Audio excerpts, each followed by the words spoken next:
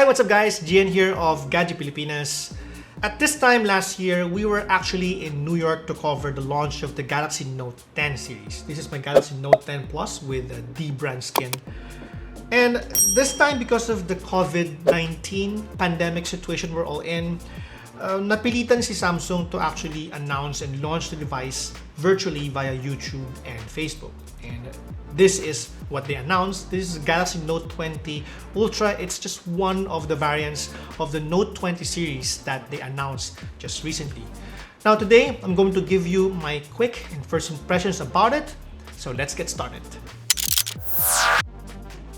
Now, before I go through my first impressions, I just would like to read here a message from one of our viewers, si Hamsaker Pudith.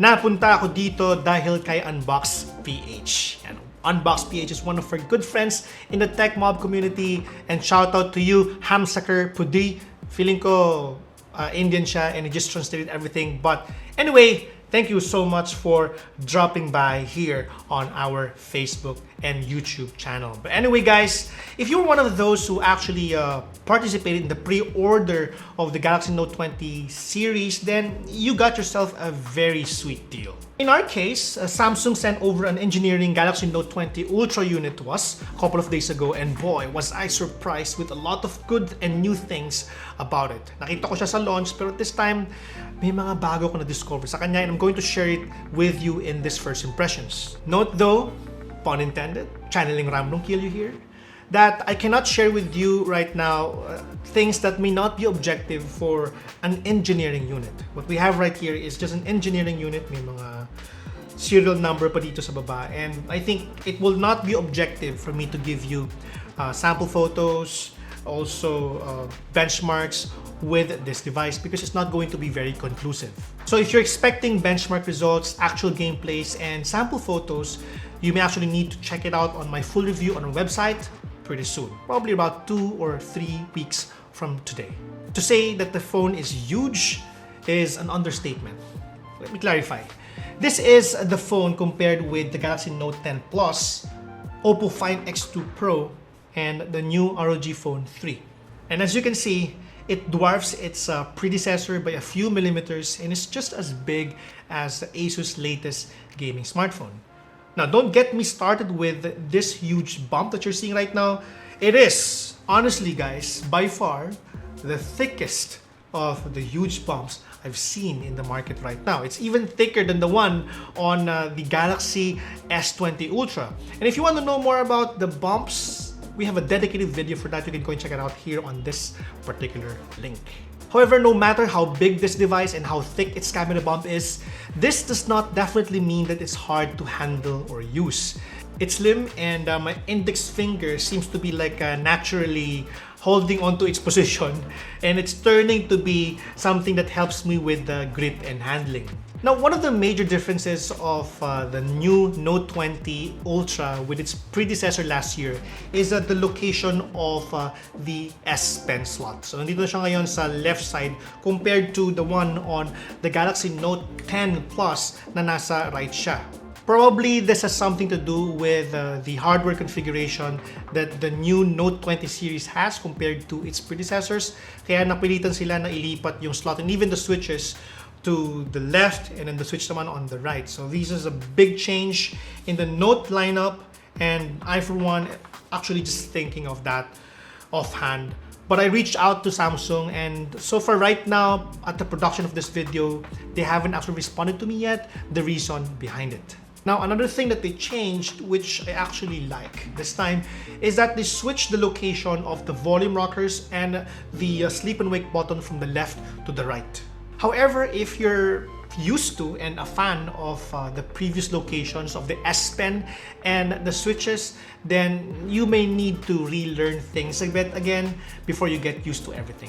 Oh, and before I forget, while this one is protected with Gorilla Glass 6 on both sides, at least for the Galaxy Note 20 Ultra, I strongly recommend that you invest on a really good case. And I certainly believe that putting a case on a device such as this one, for a flagship device at that, it should be a day one priority.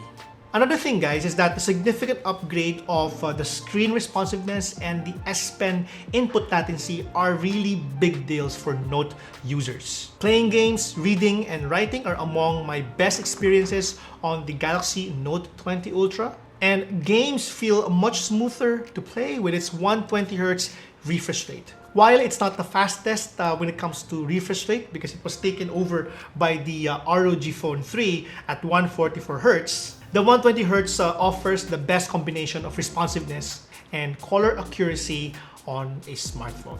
It is also the only smartphone right now with raw note-taking capabilities with 9ms na input latency. Now, when I say input latency, this is to the point na yung responsiveness of the tip of the S Pen with the display. So as you can see with 9ms, 9 millisecond responsiveness, and that is actually a really huge deal. And even actually faster or better than the ones on the iPad Pro na bagong-bago right now. I have the iPad Pro and I can really see the huge differences between the two. Now let's talk about performance. I will not be talking about any benchmark results that we have because whatever is in here, whatever benchmark result or data that we yielded from this device is not representative of the retail unit. So that's the reason why we're not giving you any of those. Ngayon, for Galaxy Note 10 Plus user like me though, I can definitely say that this is much faster than I expected. While the general feedback with Exynos 990 is that it's inferior to its Snapdragon counterpart, I don't think it's going to be the case if you're not really going to use the Note 20 Ultra as a gaming smartphone, because that's where you will definitely notice the difference. It obviously performs lower compared to my ROG Phone 3, which rocks a Snapdragon 865 Plus and 12GB of RAM. But again, at the end of the day, it's going to be an unfair comparison because specs-wise magkaiba sila and in terms of how these two devices are positioned to. However, if the contention is about price over benefit, then I guess it's a whole new story to discuss about and also a whole different kind of opinion to get into. In summary, Samsung is a premium brand and I believe that if you're getting a new flagship smartphone, there are various factors to consider. That would be brand loyalty and preference and necessity of feature. If you find Note 20 Ultra too pricey for your need, and if it does not align with your preference, you're simply probably not the right or target market of Samsung. Then what now? I am definitely excited and loving this device so far. However, there's a lot of things to discuss about the Galaxy Note 20 Ultra. I have so many things to cover in my full review, so be sure to check it out pretty soon on our website at gadgetpilipinas.net. As usual, our review will be a mix of technical data and also practical observation of the Note 20 Ultra. And I hope that you guys would be as excited as I am as I publish it pretty soon. This has been Gian of gadgetpilipinas.net. Thank you so much for watching and I hope you would click that subscribe button if you believe that we deserve so, and also that notification bell so that you guys are updated and aware of our upcoming videos. With that, thank you and I'll catch you on the next video.